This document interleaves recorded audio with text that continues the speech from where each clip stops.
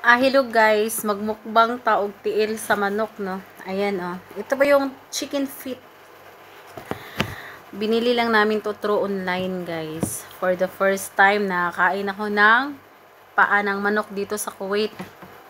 Kasi dati sa Pilipinas, magkinamay lang tayo, no? Kasi, alam nyo na, yan yung kamay ko, ang pangit.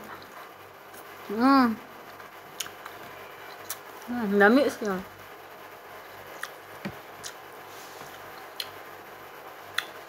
Yummy talaga siya, guys. Mm. Mm. May spicy siya.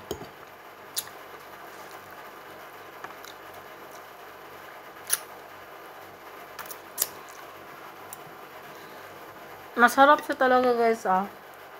Tapos maanghang.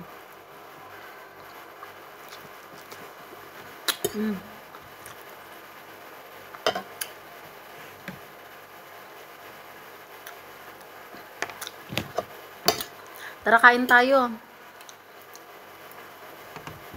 Yung sama ng loob nyo dyan, ikain nyo na lang yan. Yung lintik na pagmamahal, hindi ka pwedeng masaktan. Kasi, ikaw na nga yung nasaktan, ikaw pa yung may kasalanan.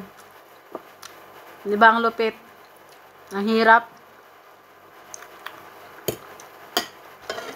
Ang hirap, lalo na wala silang pakialam sa nararamdaman mo.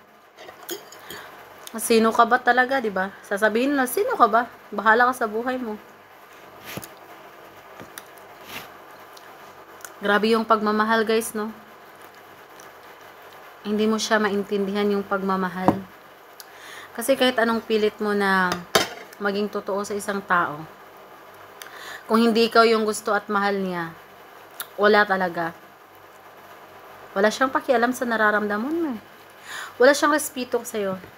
Kaya kung ako sa'yo, yung nagtatampo ka, wala. Imbis na magtampo ka at i-comfort ka niya, papatayan ka ng tawag, tapos galit pa siya. O, diba?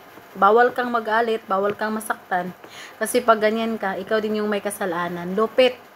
Kaya kain nyo na lang ng chicken feet yun, guys. Yung feelings yun na walang paki yung ibang tao. Buti pa to, oh, mararamdaman mo yung anghang. Pero yung pagmamahal mo, hindi mararamdaman ng isang tao yan kung hindi ikaw yung gusto.